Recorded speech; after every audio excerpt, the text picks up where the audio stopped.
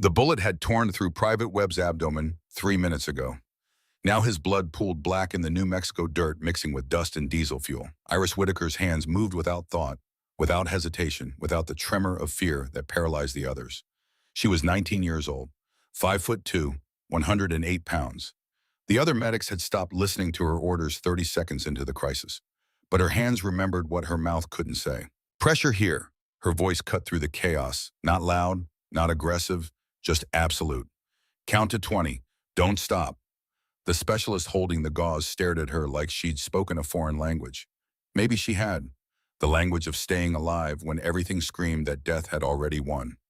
Iris's fingers found the wound's source. Arterial bleed. She had maybe 90 seconds before Webb's pressure dropped too far to recover. Her other hand reached for the clotting agent without looking. Muscle memory from a life these soldiers couldn't imagine. Machine gun fire cracked overhead. Someone was screaming for a medic. Someone was always screaming for a medic. But there was only now. Only this soldier. Only these 90 seconds. I couldn't save him then, she whispered. The words weren't for Webb, weren't for anyone in this desert.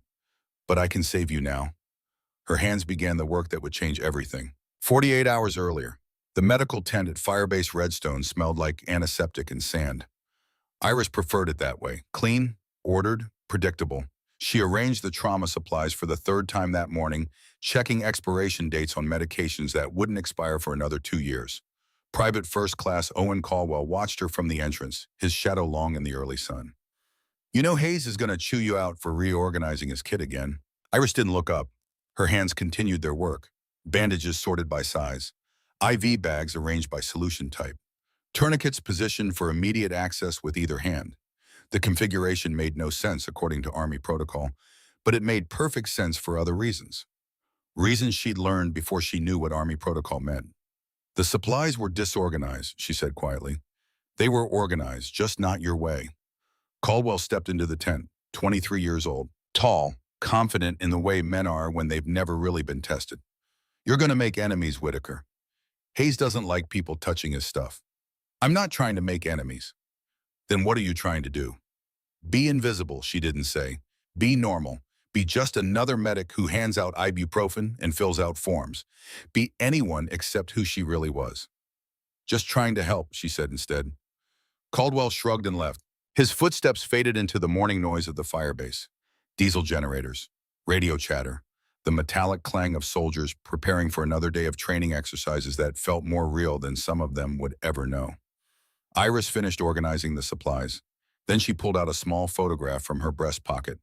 4 people, a mother with kind eyes, a father with worker's hands, a teenage girl trying to smile, and a space where someone's face had been torn away. Just ragged paper edges and absence. She studied the empty space for 10 seconds, then tucked the photo back into her pocket and returned to work. The morning briefing was at 0800 hours. Iris stood in the back of the operations tent while Colonel Garrett Blackwell outlined the upcoming training exercise. Around her, soldiers who'd served multiple deployments listened with the casual attention of men who'd heard it all before. Blackwell was 48, built like a man who'd spent 3 decades proving he belonged. His voice carried the particular authority of someone who expected to be obeyed without question. Joint exercise begins at 6:30 tomorrow, he said. Offer has been contracted for realistic opposition. They're former military. They know our playbook. This isn't going to be a walk in the desert. Iris's eyes tracked the tactical map on the display screen. Firebase Redstone occupied a natural depression surrounded by ridgelines. Defensible, but vulnerable if the high ground was compromised. Her mind automatically calculated fields of fire, likely attack vectors, where the wounded would accumulate if things went wrong. Old habits she wished she didn't have. Medical personnel will maintain standard positions. Blackwell's gaze swept the room and landed on Iris for exactly 2 seconds. Stay out of the way. Let the combatants do their jobs. Stay out of the way. She'd heard that before. Different language, different country, different life, but the same dismissal. Captain Nolan Ashford stood beside the colonel. 34, sharp eyes that noticed things other officers missed. He'd been watching Iris since she arrived at Redstone 6 months ago. Not with suspicion, with curiosity, like he knew she was a puzzle but couldn't quite see the edges. Rules of engagement are strict, Ashford continued. Simunitions only, safety protocols enforced. But I want everyone treating this like the real thing, because one day it will be. The briefing ended. Soldiers filed out already talking about the exercise like it was a game. Iris waited until the tent was nearly empty before moving toward the exit. Corporal Whitaker? She stopped, turned. Captain Ashford stood by the tactical display, studying her with that same curious expression. Sir, you were looking at the map pretty intently. Just familiarizing myself with the layout, sir. You've been here 6 months. You know this base better than soldiers who've been here 2 years. He walked closer, not threatening, just interested. You see something I should know about? Iris measured her words carefully. The Eastern Ridge. If Offord takes it early, they'll have direct fire into the medical area. Ashford glanced back at the map. His expression shifted. Recognition. You're right. How'd you spot that? Just observation, sir. That's not just observation, that's tactical awareness. He waited for an explanation that didn't come. Where'd you serve before Redstone? This is my first posting, sir. First posting. He said it like he didn't quite believe it. Yet you think like someone who's seen combat. Iris felt the familiar tightness in her chest, the warning that she'd revealed too much, shown too much of what lay beneath the quiet exterior. I read a lot, sir, she said. Tactical manuals, after-action reports. It was a lie, but a believable lie. The kind that let people stop asking questions. Ashford nodded slowly. Well, keep reading. We need medics who understand the battlefield. He turned back to the map. Dismissed. Iris left before he could reconsider. The afternoon sun turned Firebase Redstone into a furnace. Heat shimmered off the metal roofs of the temporary structures. Soldiers moved slowly, conserving energy. Iris sat in the shade of the medical tent, writing a letter she would never send. Dear E, the desert here reminds me of the dust. Remember the dust, how it would coat everything, how we could never really get clean. Mom tried. She would scrub our hands until they were raw, but the dust always came back. I'm safe here. They don't let corporals near the real fighting. I hand out aspirin and fill out forms. I'm exactly what they think I am, a kid playing soldier. Sometimes I think that's better, safer. If they knew what I could do, they'd ask me to do it. And I'm not sure I can do it again without remembering you. She stopped writing, folded the letter, put it in the small metal box where she kept all the others. 2 years of letters to someone who would never read them. Yo, Whitaker. Staff Sergeant Declan Hayes stood over her. 29, head medic, man who'd served 2 tours in Iraq and thought that made him an expert on everything. His shadow fell across her like judgment. Sergeant, you reorganized my supplies again.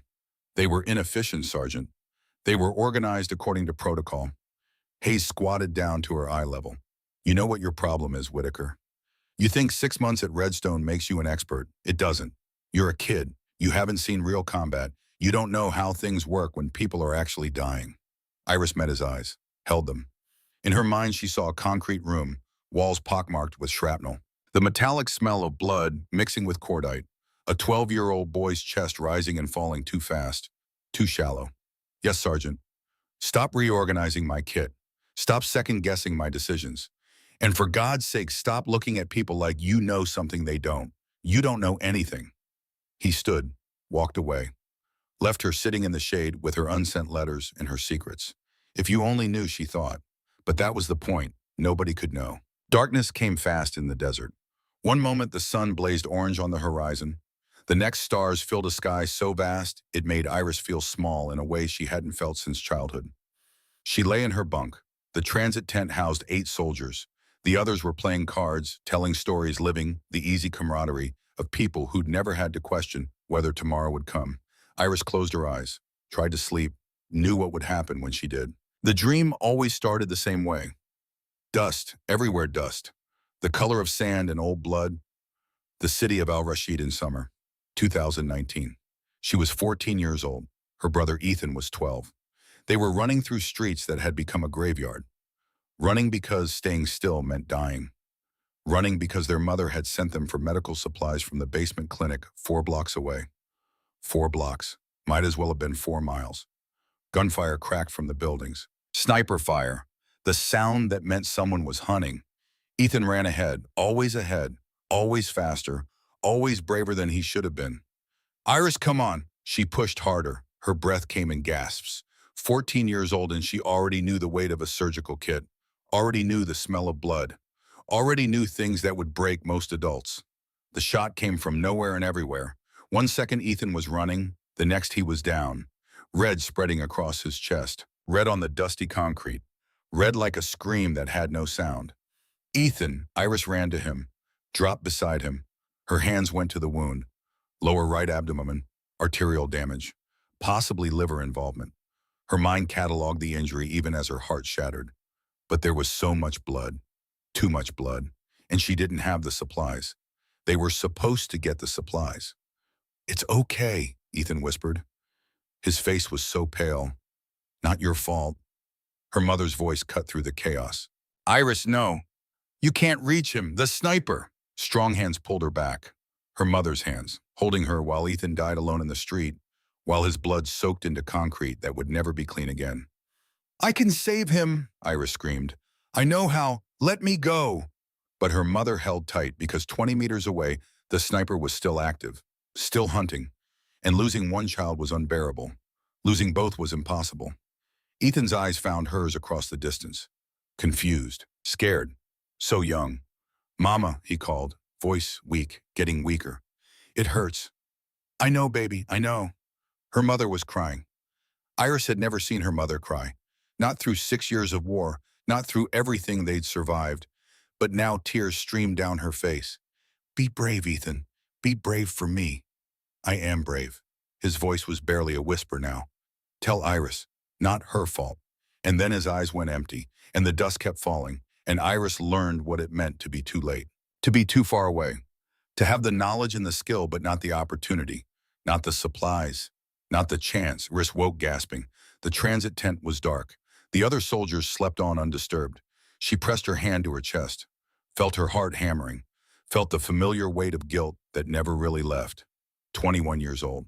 That's how old Ethan would be now. If she'd been faster, if she'd known more, if she'd tried harder. She pulled out the photograph, studied the torn space where his face had been. She'd ripped it out herself, 2 years ago. Couldn't bear to see him anymore. Couldn't bear the reminder of her failure. "I'm sorry," she whispered to the darkness, to the ghost of a 12-year-old boy who never got to grow up. "I'm so sorry." No one answered. They never did. The pre-dawn briefing smelled like coffee and nervous energy. Colonel Blackwell stood at the front of the operations tent, backlit by the glow of tactical displays. "Exercise commences at 0630 hours. Op 4 will simulate a coordinated assault on 3 approaches. Our job is simple. Hold the firebase. Repel the attack. Prove we're ready for real combat." Iris stood in the back again, invisible among the taller soldiers, but her mind was already working, already seeing the battle before it happened. The Eastern Ridge. Op 4 would take it first. High ground meant everything. From there, they could suppress the medical area, pin down the defenders, create chaos. She should say something, warn someone. But who would listen to a 19-year-old corporal who'd never seen combat, who'd never done anything except organize supplies and hand out aspirin? Captain Ashford caught her eye across the tent, gave a small nod, like he knew she was thinking something important, like he trusted her to be ready, ready for what she wondered. This was just an exercise. Simulated ammunition, controlled conditions. Nothing would really go wrong. But her instincts screamed otherwise. The same instincts that had kept her alive through 6 years in Al-Rashid. 6 years of a civil war that killed 30,000 people. The same instincts that had learned to read danger in the sound of footsteps, in the quality of silence, in the way air moved before violence arrived. Something was wrong. She couldn't name it, couldn't point to it, but it was there, waiting. The briefing ended. Soldiers moved to their positions. Iris returned to the medical tent. Hayes was already there checking equipment with the methodical efficiency of someone who'd done this 100 times. "Stay close to the tent, Whitaker," he said without looking at her. "When the casualties start coming in, I'll need you on basic triage. Think you can handle that?" "Yes, Sergeant." "Good, because this is going to be intense. OPFOR doesn't mess around. We're going to see a lot of simulated wounds. I need you calm, focused. By the book. By the book." That was the problem, wasn't it? Books didn't account for everything. Books didn't prepare you for the moment when theory met reality and reality won. Iris nodded. "Understood, Sergeant." But she didn't go to her assigned position. Instead, she moved through the medical tent, checking supplies that didn't need checking, repositioning equipment that was already positioned, preparing for something she couldn't name. She doubled the trauma kits, tripled the blood clotting agents, set up 3 separate triage stations instead of 1. Hayes would yell at her later, but later didn't matter if soldiers were dying now. Her hands moved through the familiar motions. Motions learned in a basement clinic in Al-Rashid. Learned from a mother who performed miracles with insufficient supplies. Learned from necessity and desperation and the absolute requirement to save whoever could be saved. Private Caldwell appeared at the tent entrance. Whitaker, what are you doing? Preparing. For what? It's a training exercise. Iris didn't answer because the truth was complicated. Because explaining would require revealing things she'd sworn never to reveal. Because sometimes you just knew, and knowing was enough. Just being thorough, she said. Caldwell shook his head. You're weird, you know that. Yes. He laughed. Not meanly, just the laugh of someone who didn't understand but wasn't cruel about it. Well, whatever. See you after the exercise. He left. Iris continued her preparations. The sky outside had turned from black to gray. Dawn was coming, and with it something else, something that made her skin prickle with recognition. She'd felt this before, in Al-Rashid, in the moments before the mortars started falling, before the snipers took their positions, before ordinary days became days that people didn't survive. At 0625 hours, the firebase came alive with controlled chaos. Soldiers moved to defensive positions. Radios crackled with check-ins and confirmations. Somewhere in the desert, Opfer was maneuvering into position, preparing to test defenses that had been tested 100 times before. Iris stood at the edge of the medical tent, watching, waiting. Her heart beat steady and slow, the same rhythm it had learned years ago, the rhythm that said danger was close but panic would kill you faster. Captain Ashford jogged past, stopped when he saw her. You ready, Corporal? Yes, sir. He studied her face. You look like you're preparing for war, not an exercise. Better prepared than surprised, sir. That's actually good advice. He glanced toward the perimeter. You ever think about going infantry? You've got the mindset for it. I'm where I'm supposed to be, sir. He nodded, started to leave, then turned back. Whitaker, if things get complicated out there, if something feels wrong, you speak up. Understood. I don't care if you're a corporal. I don't care if you're 19. You speak up.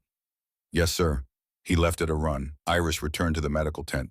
Hayes was doing final checks on the monitoring equipment. Here we go, he muttered. Another day and another exercise. Try to stay calm, Whitaker.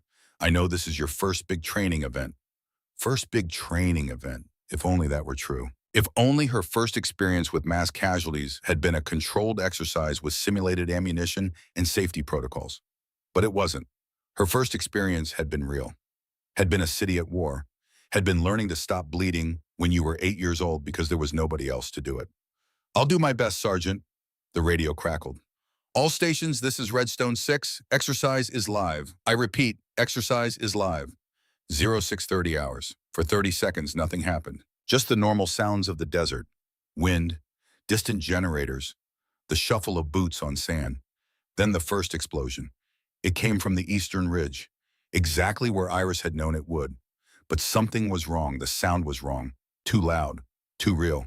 The shockwave that followed was wrong, too powerful, too destructive. Simulated explosions didn't throw dirt that high, didn't shake the ground that hard, didn't send soldiers diving for cover with genuine fear on their faces. Contact east, someone screamed over the radio. We're taking fire. The rattle of automatic weapons, also wrong. Simulated ammunition made a different sound, lighter, less sharp. This was the sound of real bullets punching through real air toward real targets. Iris's body reacted before her mind caught up. She moved to the trauma station, began opening kits, began preparing for casualties that shouldn't exist in a training exercise. What the hell? Hayes stared at the eastern perimeter. Smoke rose in a column that blocked the early sun. That's not simulated. That's real. More gunfire, more screams, and then the first wounded soldier came running toward the medical tent.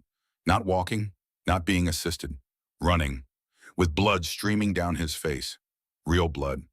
Behind him, 3 more soldiers stumbled in, one holding his arm, one dragging his leg, one with his uniform torn open and red spreading across his chest. Real wounds, real pain, real danger. Hayes stood frozen. His mouth worked, but no sound came out. This wasn't in the script. This wasn't how exercises worked. This was something else. Something that shouldn't be possible. But Iris had seen this before, had lived this before, And while everyone else stood paralyzed by the impossibility, she moved straight to the soldier with the chest wound. Specialist Silas Brennan, 26 years old, married, 2 kids. She knew because she'd treated his sprained ankle last month, and he'd talked about his family the entire time. Now he was dying, and nobody was moving to save him except her. Sergeant, her voice cut through the chaos. Not loud, just absolute. I need you, now. Hayes turned, saw her hands already on Brennan's chest, saw her movements. Professional, precise. Movements that shouldn't belong to a 19-year-old kid who'd never seen combat. Whitaker, what? This is real. She looked up at him, and for the first time since arriving at Firebase Redstone, she let him see. Really see. The person beneath the quiet exterior. These are real wounds, real ammunition. This base is under real attack. That's impossible. Another explosion. Closer this time. The concussion knocked equipment off the tables, sent soldiers diving for cover, sent the last pretense of normalcy straight to hell. Iris never stopped working on Brennan. Her hands moved with the certainty of experience, checking the wound, assessing the damage, calculating what needed to happen in the next 60 seconds, or he would bleed out in front of everyone. Colonel Blackwell needs to know, Hayes said. His voice had gone hollow. Shock. She recognized it, had seen it on the faces of soldiers who'd never really understood what combat meant until combat found them. You tell him, Iris said. I'm busy. She applied pressure to the wound, watched Brennan's eyes focus on her. Saw the question there, the fear, the desperate need to believe someone knew how to save him.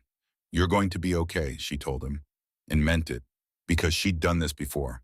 Not once, not twice, dozens of times, hundreds of times, in conditions worse than this, with supplies worse than this, when she was younger than this.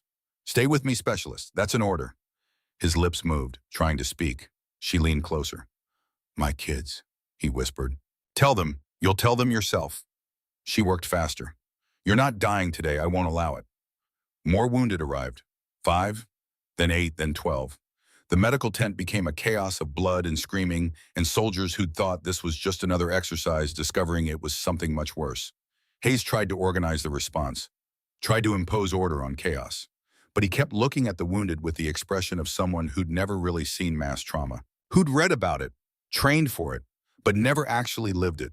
Iris had lived it for 6 years in Al-Rashid, in a city where children learned to save lives because adults were too busy dying. And now, whether she wanted to or not, all that experience was about to come flooding back. The quiet girl who organized supplies was about to become someone else entirely. And Firebase Redstone was about to discover that sometimes the person you underestimate is the only person who can save you. The first 10 minutes of real combat taught Iris something she'd almost forgotten. That chaos has a rhythm.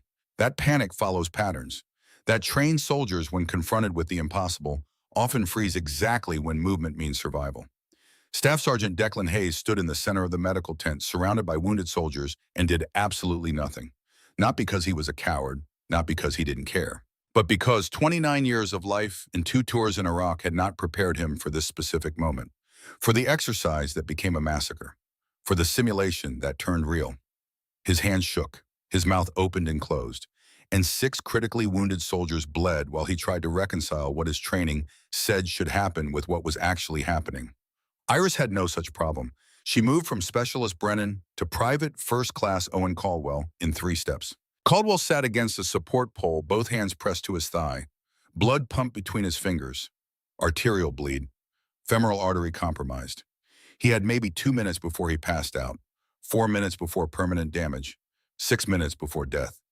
Sergeant, her voice cut through his paralysis. Brennan is stable. I need you on the chest wound that just came in. The one by the entrance. Hayes turned slowly, like he was moving through water. Whitaker, I don't...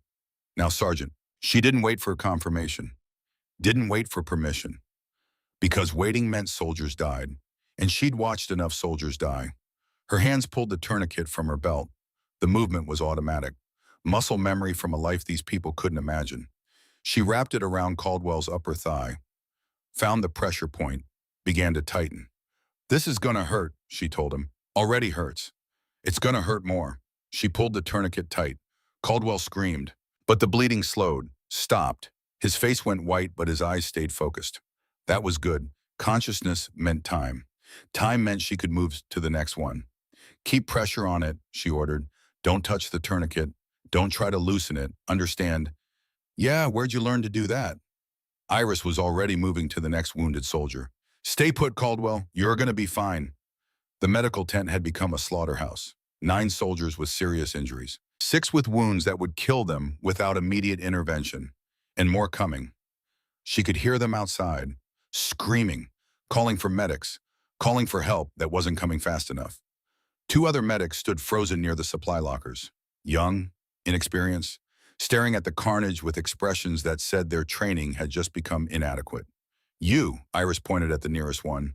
Specialist Liam Garrett, 26, good with paperwork, terrible under pressure. I need you on basic triage. Anyone who can walk gets moved to the far corner. Anyone unconscious gets flagged. Go. I don't now. Her voice carried something that made him move. Not volume, not aggression, just absolute certainty. The certainty of someone who'd done this before, who knew what needed to happen and in what order and how fast. The other medic was Paige Sullivan, 24, smart, capable in normal circumstances. But these weren't normal circumstances. Sullivan, 4 lines, anyone in shock gets fluids. Start with the pale ones. Sullivan nodded, grabbed supplies, started working. Good. People needed orders. Needed someone to tell them what to do when their training evaporated under real pressure. Hayes finally moved, went to the chest wound Iris had indicated. Started working. His hands still shook, but at least he was moving. At least he was trying. Iris reached the next critical patient, Sergeant Thomas Riley, 32. Shrapnel wounds across his chest and abdomen. Multiple entry points. She counted 6, maybe 7. Hard to tell with all the blood. Sergeant Riley, can you hear me? His eyes opened, unfocused, pupils dilated, shock. Early stages but accelerating. Cold, he mumbled. So cold. I know, we're going to warm you up. She checked his wounds quickly, assessed the damage, prioritized.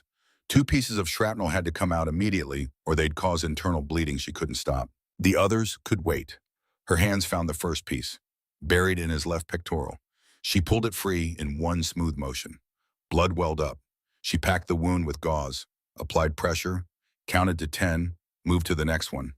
This was the part she'd learned at 9 years old, in a basement clinic in Al Rashid while mortar shells fell on the city above. While her mother worked on 3 patients simultaneously and explained each step in a calm voice that never wavered no matter how bad things got. When you can't save everyone, you save who you can save. And you don't stop until there's nobody left to save. Her mother's voice, clear as if she was standing right there, giving the same lesson she'd given 100 times. The lesson that had kept Iris alive through 6 years in a city at war. The second piece of shrapnel came free. More blood, more packing. But Riley's breathing steadied. His color improved slightly. Not out of danger, but not dying in the next 5 minutes either. Stay with me, Sergeant, she said. You're doing great. Outside, the gunfire intensified. Someone screamed coordinates over the radio. Someone else called for air support that wasn't coming. The base was under attack and nobody seemed to know why or by whom or how to stop it. But inside the medical tent, Iris had created something different. An island of controlled response in an ocean of chaos. Soldiers were being treated. Wounds were being stabilized. The dying were being pulled back from death. Hayes looked up from his patient, saw what she'd accomplished, saw the organization she'd imposed. And for the first time since the attack began, his eyes showed something other than shock. Recognition.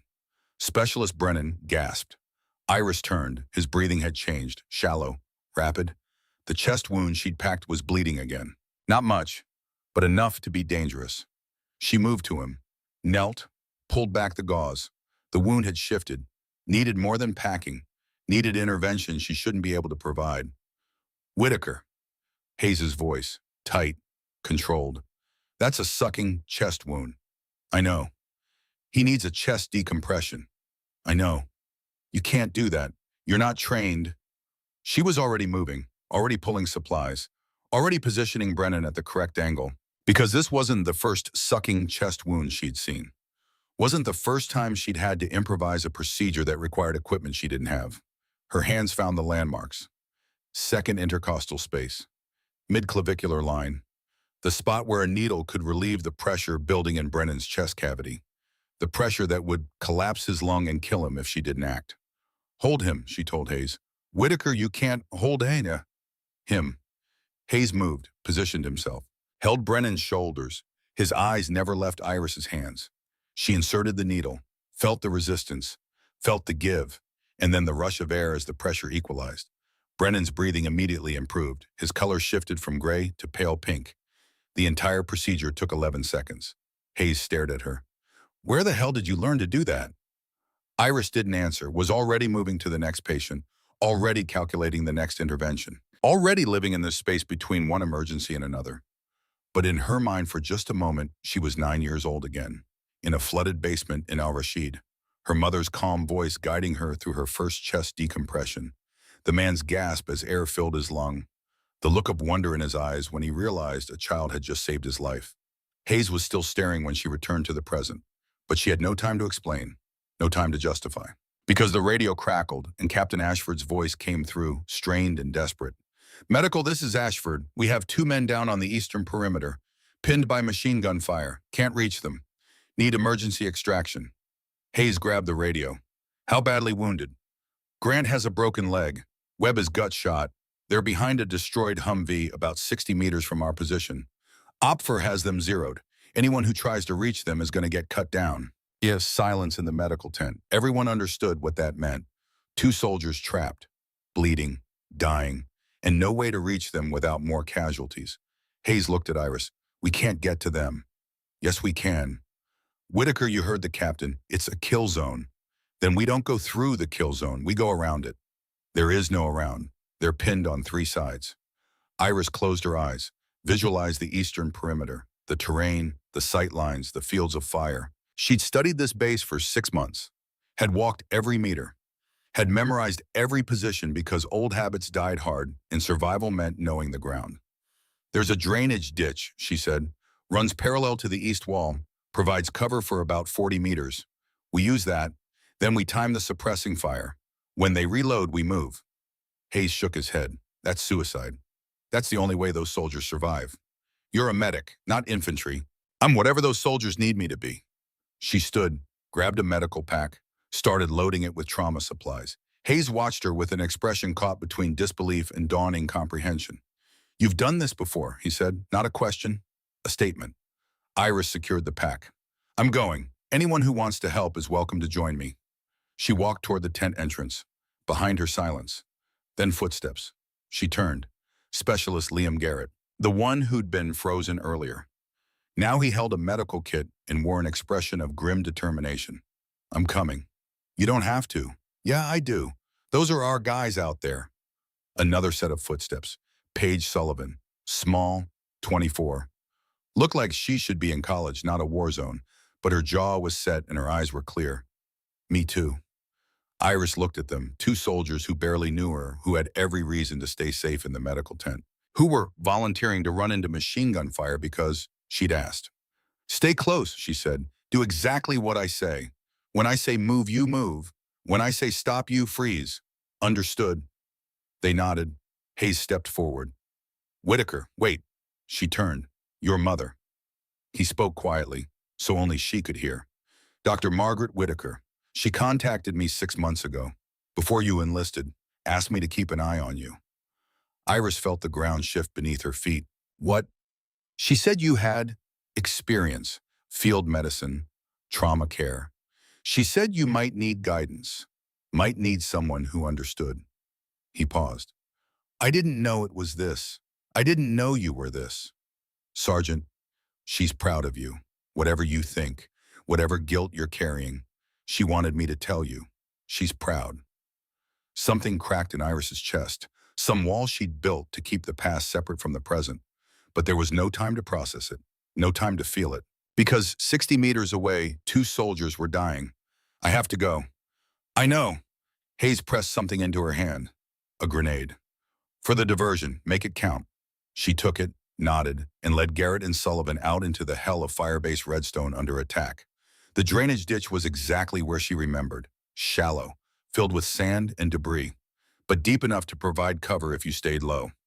Iris went first, crawled on her stomach, felt the heat of the desert floor through her uniform, felt her heart beating steady and slow despite everything. Behind her, Garrett and Sullivan followed. Their breathing was too fast, too loud, but they were following. That was enough. Machine gun fire chattered overhead. The sound was distinctive, rhythmic. She counted the bursts, timed them, calculated the reload intervals. 15 seconds of sustained fire, 4 seconds to change belts, then another 15 seconds. Old skills. Skills learned in a city where machine gunners ruled the streets and survival meant understanding their patterns. They crawled 40 meters. The destroyed Humvee came into view. Behind it, two shapes, one sitting, one lying down. Master Sergeant Russell Grant and Private First Class Marcus Webb. Grant saw them coming. His eyes went wide. He gestured frantically. Waved them back, mouthed words she couldn't hear over the gunfire. Too dangerous. Stay back. Save yourselves. But Iris had heard that before, in al-Rashid, from people who thought they were already dead, who didn't believe anyone would risk dying to save them. She'd been too young to help then, too small, too far away. She wasn't anymore. The machine gun fire paused, reload. She counted in her head. 1, 2, 3, 4. Move! All three of them sprinted, crossed the open ground, dove behind the Humvee just as the machine gun opened up again. Bullets sparked off the destroyed vehicle, punched holes in metal that was supposed to protect people. Iris hit the ground hard, rolled, came up next to Webb, and saw the wound. Abdominal gunshot, lower right quadrant, entry wound visible, exit wound bleeding heavily. Webb's face was gray, his breathing shallow, his eyes unfocused, going into shock. Maybe 10 minutes before he slipped into irreversible shock. Maybe less. Grant grabbed her arm. You shouldn't have come. You're gonna get killed. Not planning on it, Master Sergeant. She pulled open her medical pack, started unpacking supplies. Her hands moved automatically, but her mind flashed just for a second to another time. Another place, the same wound, the same helplessness. Ethan, but this time was different. This time she had supplies. This time she was close enough. This time she wouldn't fail. Webb's eyes found hers, struggling to focus, struggling to stay conscious. I'm gonna die, he whispered. No. Iris's voice was steel. You're not. I won't let you. The machine gun fire intensified. Grant pulled Garrett and Sullivan closer to the Humvee. How long to stabilize him? Grant asked. Iris assessed the wound, calculated the procedure. 90 seconds if everything goes perfect. And if it doesn't, then we're all going to find out what comes after this. She looked at the grenade Hayes had given her, then at Garrett. Can you throw this about 40 meters accuracy counts? I can try. Don't try, do it. When I nod, you throw at that machine gun nest. We need them to duck, just for a few seconds. Garrett took the grenade. His hand shook, but he nodded. Iris turned to Sullivan. I need you to help me. Have you ever assisted in field surgery? No. You're about to learn. Hold this. She handed Sullivan a retractor. When I say pull, you pull. Don't hesitate. Don't ask questions. Just do it. Sullivan's face had gone pale, but she took the retractor. Iris positioned herself over Webb, pulled out her surgical kit, the same kit her mother had carried through al-Rashid, the same instruments that had saved hundreds of lives in conditions worse than this. Master Sergeant Grant, I need you to talk to Webb. Keep him conscious. Tell him about anything. Family, hobbies, favorite food. Doesn't matter. Just keep his mind engaged. Grant moved to Webb's head, put his hand on the young soldier's shoulder. Hey, Webb, you got kids? 2. Webb's voice was barely audible.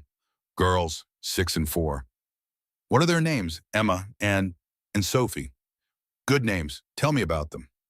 Iris cleaned the wound site, prepped the instruments. Behind her, the machine gun continued its methodical rhythm. 15 seconds of fire, 4 seconds of reload, 15 seconds of fire. She had to time this perfectly.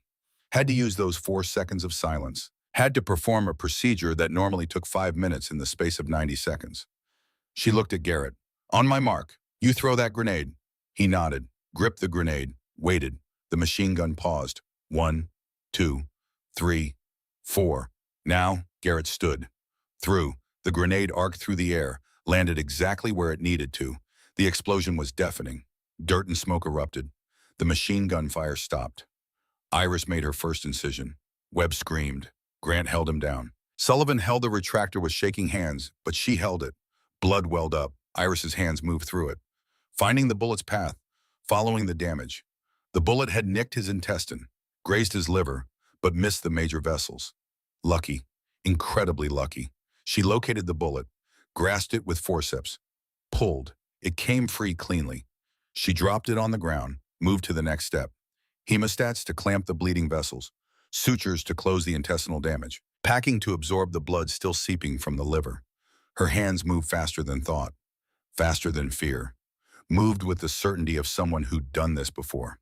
Not once, not in a hospital, but dozens of times in basements, in bombed-out buildings, in streets where the dying outnumbered the living. 57 seconds.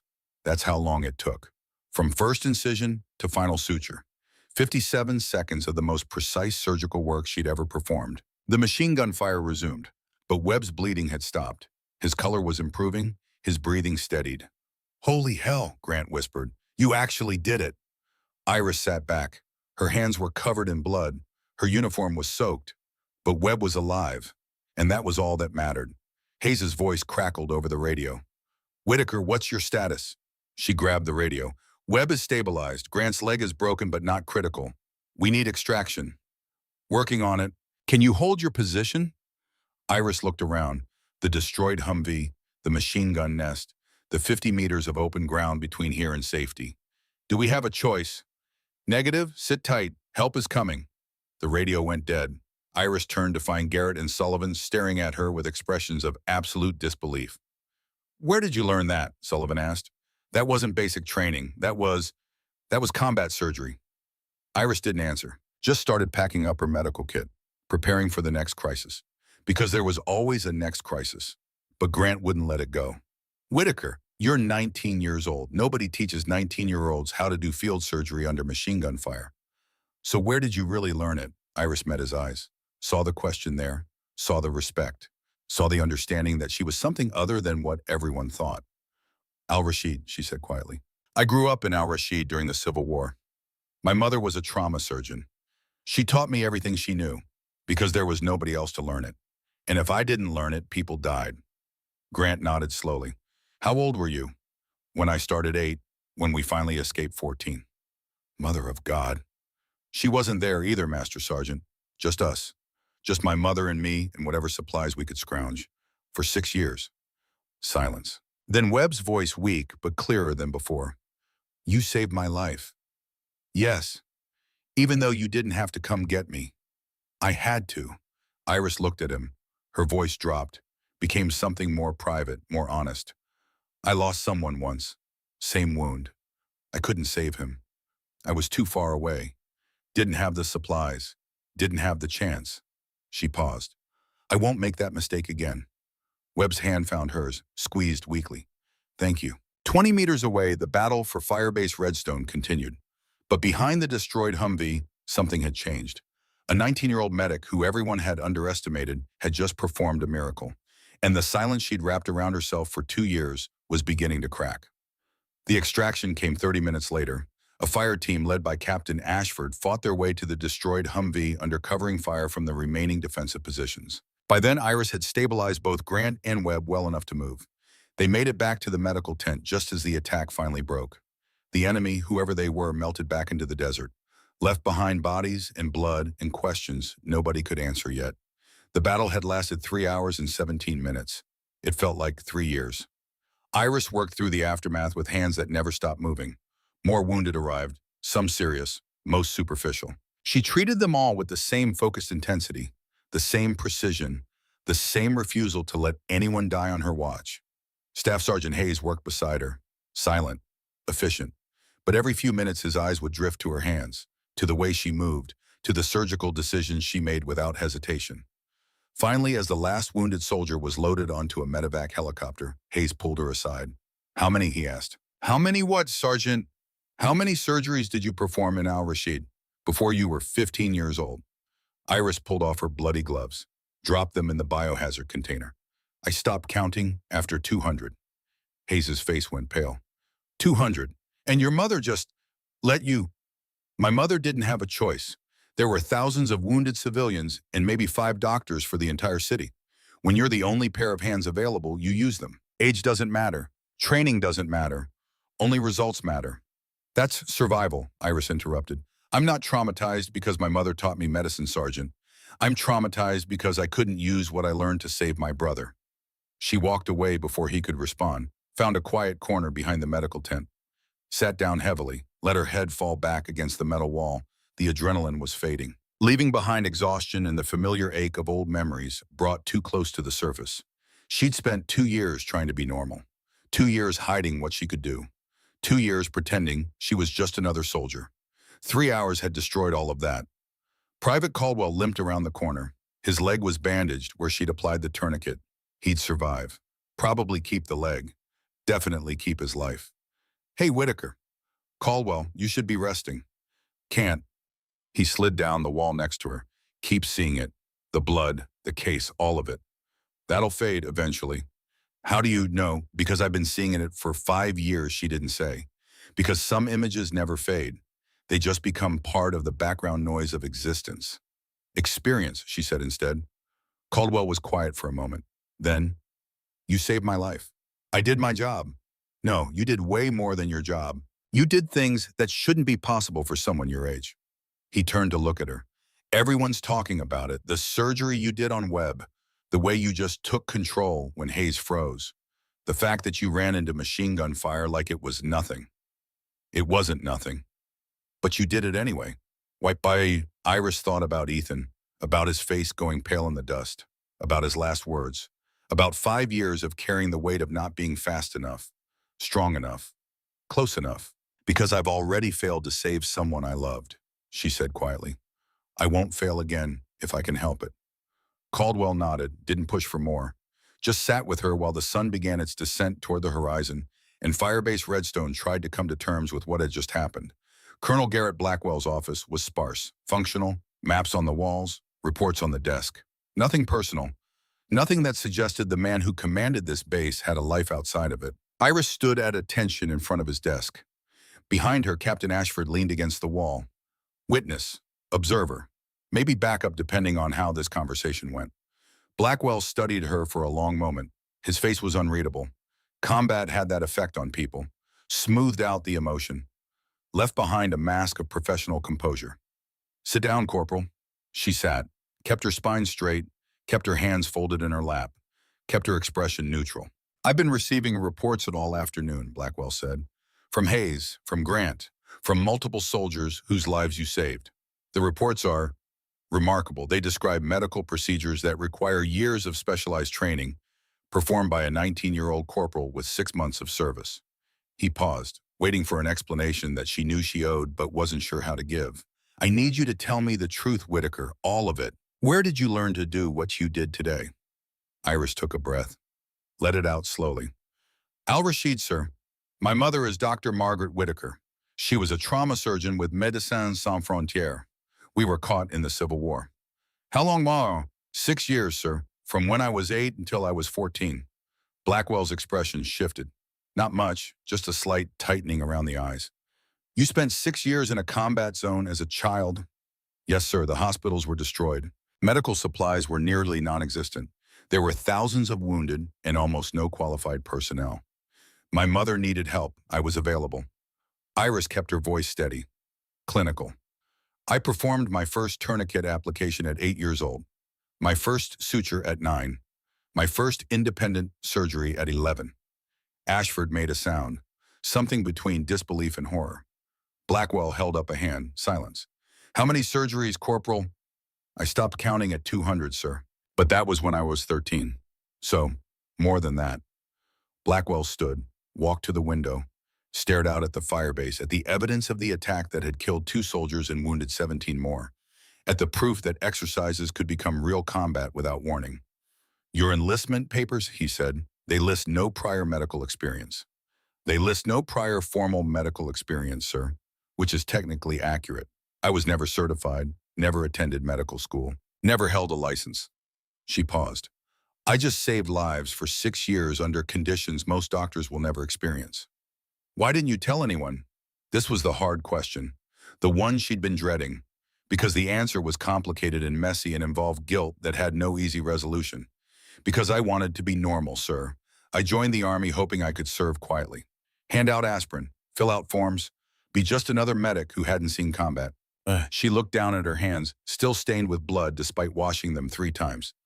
I didn't want to be the girl who grew up in a war zone, who performed surgery before she could drive, who watched her brother die because she wasn't close enough to save him.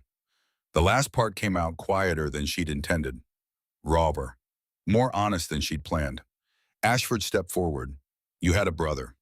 Ethan, he was 12. Sniper got him in the street. Same wound I operated on Webb for today. My mother held me back, said it was too dangerous to reach him, that we'd both die if I tried. Iris's throat tightened. So I watched, and he bled out. And I learned what it means to have the knowledge but not the opportunity. The office went silent. Outside soldiers moved through their duties. Inside, 3 people sat with the weight of a truth too large to easily carry. Blackwell returned to his desk, sat heavily. Captain Ashford, your assessment. Ashford straightened. Sir, the attack today wasn't a training accident. Intelligence indicates it was a deliberate infiltration by a domestic extremist group. They wanted to test our vulnerabilities, expose weaknesses in our defensive posture. And without Corporal Whitaker, we'd be counting 15 additional fatalities instead of 17 wounded, who are all expected to survive. Ashford's voice was firm, certain. She didn't just save those soldiers, sir. She prevented a catastrophic failure, kept our defensive positions manned, maintained unit cohesion when everything was falling apart. Blackwell looked at Iris. Is that accurate? I just did what needed to be done, sir. No, you did what trained surgeons struggled to do in fully equipped hospitals. You did it in a combat zone with minimal supplies under active fire. At 19 years old, he leaned forward. Corporal Whitaker, you're either the most remarkable soldier I've ever met, or you're going to end up in front of a board of inquiry for practicing medicine without a license, maybe both. Iris said nothing. There was nothing to say. I'm putting you in for a commendation, Blackwell continued, and I'm recommending immediate promotion. But first, we're going to have a conversation with someone who needs to hear your story directly. Sir, Lieutenant General Victoria Thorne, Regional Commander. She's arriving tomorrow to investigate the attack. Blackwell's expression was unreadable again. She's going to want to meet the medic who saved 17 soldiers in 3 hours. Be ready to tell her everything you told me. The meeting ended. Iris walked back to her bunk in the fading light. Around her, Firebase Redstone was settling into the uneasy quiet that followed combat. Soldiers cleaned weapons, checked equipment, talked in low voices about what had happened and what it meant. She passed Specialist Brennan. The chest decompression she'd performed had saved his life. He was sitting outside the medical tent with an oxygen mask, breathing steadily. He nodded to her. She nodded back. Past Master Sergeant Grant. His broken leg was in a splint. He'd be medevac tomorrow. But he was alive, awake, already planning his recovery. Past Private Webb, stabilized, improving, would need additional surgery at a real hospital. But he'd survive to see his daughters again. All of them alive because of her. The weight of that should have felt good. Should have felt like redemption. But instead, it felt like opening a door she'd spent 2 years trying to keep closed. She reached her bunk, pulled out the photograph. 4 people, 3 visible faces, 1 torn away. I did it, Ethan, she whispered. I saved him. Same wound, same situation. But this time I had supplies. This time I was close enough. This time I didn't fail. The photograph didn't answer. It never did. But for the first time in 5 years, the silence felt a little less heavy. Lieutenant General Victoria Thorne arrived at Firebase Redstone 48 hours after the attack. She came in a convoy of 3 vehicles, moved through the base with the purposeful efficiency of someone who'd commanded soldiers in a dozen war zones and had no patience for inefficiency. Iris was in the medical tent reorganizing supplies when Hayes found her. She wants to see you now. The general? Who else? Hayes' expression was complicated. Part concern, part pride, part something else she couldn't quite identify. Be honest with her, Whitaker. She's not like other officers. She actually listens. Iris followed him to the operations building. Colonel Blackwell's office had been converted into a temporary command center. Maps covered every surface, radio equipment hummed, and in the center of it all stood General Thorne, 57 years old. Gray hair cut military short, eyes that had seen too much to be fooled by anything less than complete honesty. She looked up when Iris entered. Corporal Whitaker? Ma'am, Iris snapped to attention. At ease. Sit. Thorne gestured to a chair, waited until Iris sat, then studied her with an intensity that felt like being dissected. Your file is interesting. Basic training 6 months ago, no prior military service, no formal medical education beyond Army medic school, Yet somehow you performed advanced trauma surgery under combat conditions. Want to explain that? Iris had prepared for this, had rehearsed the answers, but sitting in front of General Thorne, all the rehearsal evaporated, left behind only the truth. I grew up in Al Rashid during the Civil War, ma'am. My mother is Dr. Margaret Whitaker. She taught me combat medicine starting when I was 8 years old. Thorne's expression didn't change, but something shifted in her eyes, recognition maybe, or understanding. Margaret Whitaker, Médecins Sans Frontières, multiple deployments to conflict zones. Yes, ma'am. I know your mother, Corporal. The floor seemed to tilt. Ma'am, Thorne sat back. 2008, I was a major, led a peacekeeping detachment in the Middle East. Post-conflict reconstruction, we ran into trouble, ambush. 3 of my soldiers were critically wounded. Local hospital was overwhelmed, couldn't handle our casualties. She paused, her eyes went distant, remembering. An American woman showed up, said she was a surgeon, said she'd worked in Al Rashid during the war. She took over our aid station, saved all 3 of my soldiers, performed procedures I'd never seen before. When I asked where she learned them, she said necessity was the best teacher. Thorne's gaze refocused on Iris, sharp, penetrating. Your mother mentioned she had a daughter, said the girl had helped her during the war, said she was gifted but traumatized, that she'd lost a son and was trying to protect her daughter from the same fate. Thorne leaned forward. You're that daughter? Yes, ma'am. And the son she lost, your brother. Ethan, he was 12. Thorne nodded slowly. Your mother saved 23 of my soldiers over the years we worked together. She's the best combat surgeon I've ever seen, and apparently she trained you.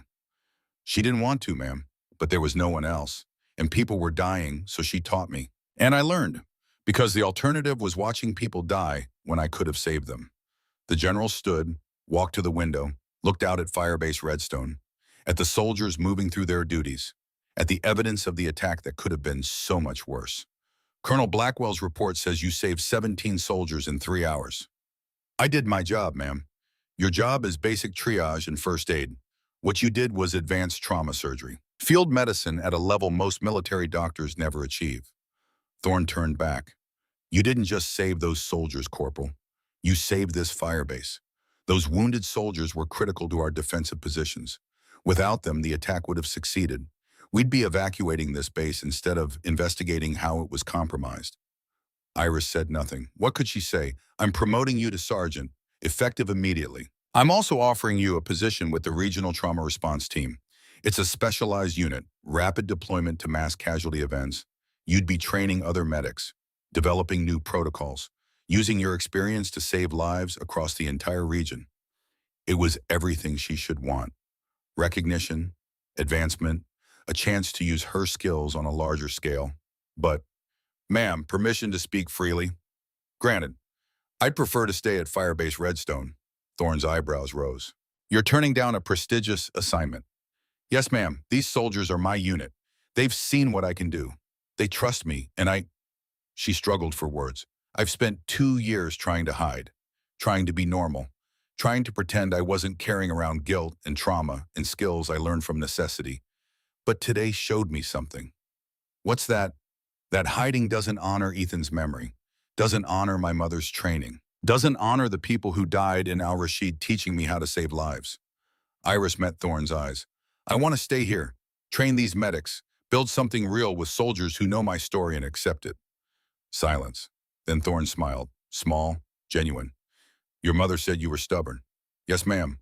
All right, Sergeant Whitaker, you stay at Redstone. Expanded role. You'll train our medical personnel, develop advanced combat protocols. And if we have a mass casualty event, you lead the response. Thorne walked to the door, paused. Your mother would be proud of you. I hope so, ma'am. I know so, because she told me, 6 months ago, called to ask if I'd keep an eye on you if you ended up in my command, said you were carrying guilt that wasn't yours to carry, that you needed to learn you were enough. Something cracked in Iris's chest, the same wall that had been fracturing since the battle, since Hayes revealed her mother's request, since everything she'd tried to keep buried came flooding back. Ma'am, did she tell you about Ethan? She did. Said you blamed yourself, that you thought you should have saved him, that you joined the army partly to prove you could save people, partly to punish yourself for the one you couldn't save. Thorne's expression softened, just slightly. But here's what you need to understand, Sergeant. You were 14. You didn't have supplies. You didn't have access. You had knowledge but not opportunity. That's not failure. That's just the cruel mathematics of war. It doesn't feel like mathematics, ma'am. No, it feels like guilt. I know. I've carried my own. Thorne opened the door. But today you saved 17 soldiers. 17 families who won't have to bury their loved ones. 17 sets of children who'll grow up with their fathers. That's not mathematics either. That's redemption. She left. The door closed. And Iris sat alone with the weight of words she'd needed to hear for 5 years. The assembly was called for 1,600 hours. Every soldier on Firebase Redstone who could walk assembled in the main courtyard. The wounded were brought out on stretchers or in wheelchairs. Nobody wanted to miss this. Iris stood at attention in front of General Thorne while the late afternoon sun turned the desert gold. Behind her, the entire Firebase watched in silence. Thorne's voice carried across the courtyard. Strong, clear, authoritative. 2 days ago, this Firebase came under attack. Not a training exercise. Not a simulation. Real combat, real casualties, real danger. She paused. Let the words sink in. We lost 2 soldiers. We wounded 17 more. Under normal circumstances, that casualty rate would have been catastrophic, would have compromised our defensive integrity, would have resulted in the loss of this Firebase. Thorne walked slowly as she spoke, making eye contact with soldiers in the formation. But something unusual happened. A 19-year-old corporal, who everyone assumed was just another basic medic, revealed she was something else entirely. Someone with more combat medical experience than doctors twice her age. Someone who'd been hiding extraordinary abilities because she wanted to be normal. The general stopped in front of Iris. Sergeant Iris Whitaker grew up in Al-Rashid during the Civil War. For 6 years, she assisted her mother in treating thousands of wounded civilians. She learned trauma surgery before she learned to drive. She performed over 200 independent surgical procedures before she was 15 years old. Murmurs rippled through the formation, soldiers looking at each other, looking at Iris, seeing her differently now. 2 days ago, Sergeant Whitaker saved 17 lives. She performed procedures under conditions that would challenge the best surgeons in the world. She ran into machine gun fire to reach wounded soldiers. She organized our medical response when trained personnel froze. She quite literally prevented a disaster from becoming a catastrophe. Thorne's voice grew stronger. The enemy who attacked this base wanted to prove we were weak, wanted to show that our defenses were inadequate, wanted to create enough casualties to force evacuation. She paused. But they didn't account for Sergeant Whitaker. They didn't know that sometimes the quietest soldier is the most dangerous. That sometimes the person everyone underestimates is the only one who can save you. The general turned to face the formation. I want every soldier here to understand something.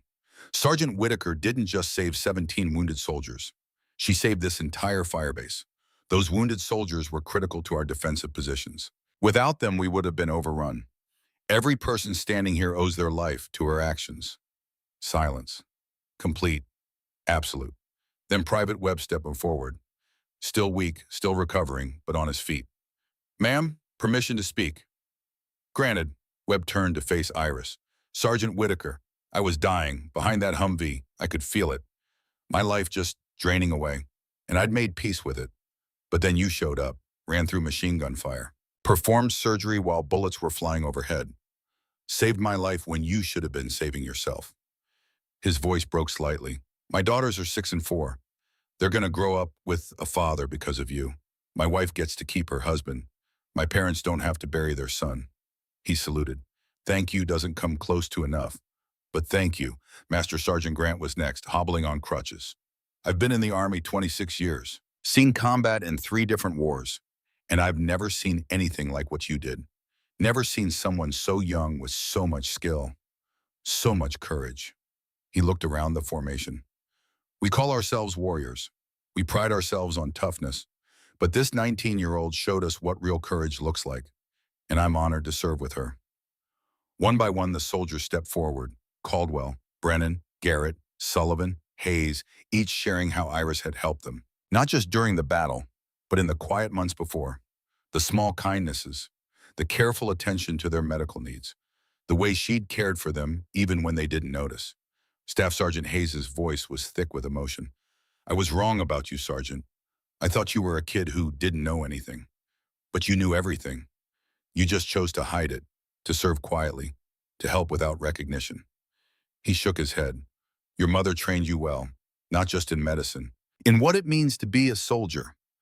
General Thorne raised her hand. Silence returned. Sergeant Whitaker, front and center. Iris marched forward, stood at attention, for exceptional courage under fire, for life-saving medical intervention, for preventing catastrophic loss of life. I'm awarding you the Soldier's Medal. Thorne pinned the medal to Iris's uniform.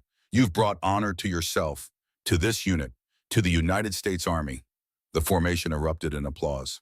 Not the polite applause of military ceremonies, but genuine, heartfelt, the sound of soldiers who'd seen something remarkable and wanted to acknowledge it.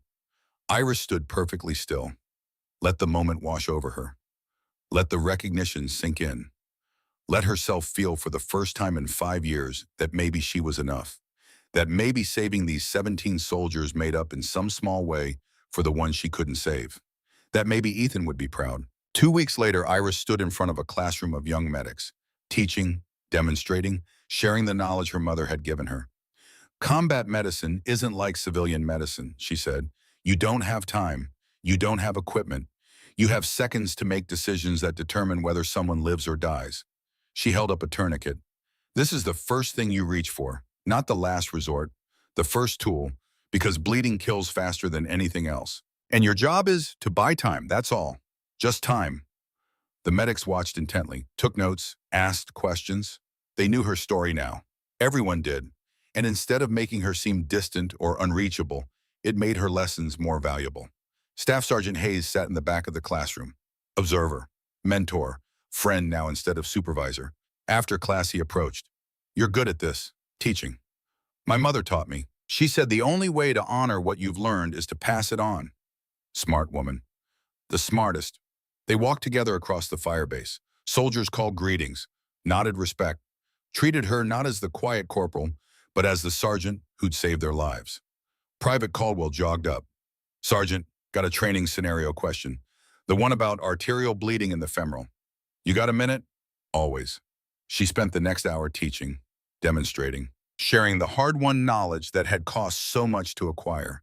And for the first time since Ethan died, she felt like maybe the cost had meant something.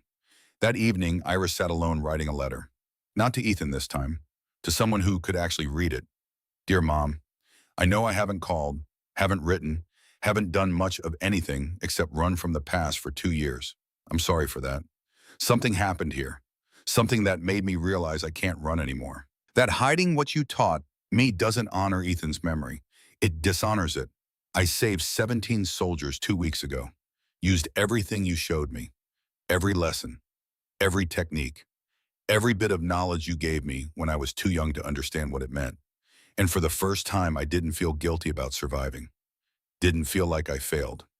Felt like maybe I was doing what Ethan would have wanted, using what his death taught me to save others. General Thorne said you're planning to visit. I'm ready, ready to stop hiding, ready to talk about Al-Rashid, about Ethan, about everything I've been carrying alone. Thank you for teaching me. Thank you for protecting me. Thank you for letting me find my own way, even when it hurt to watch. I love you, Mom.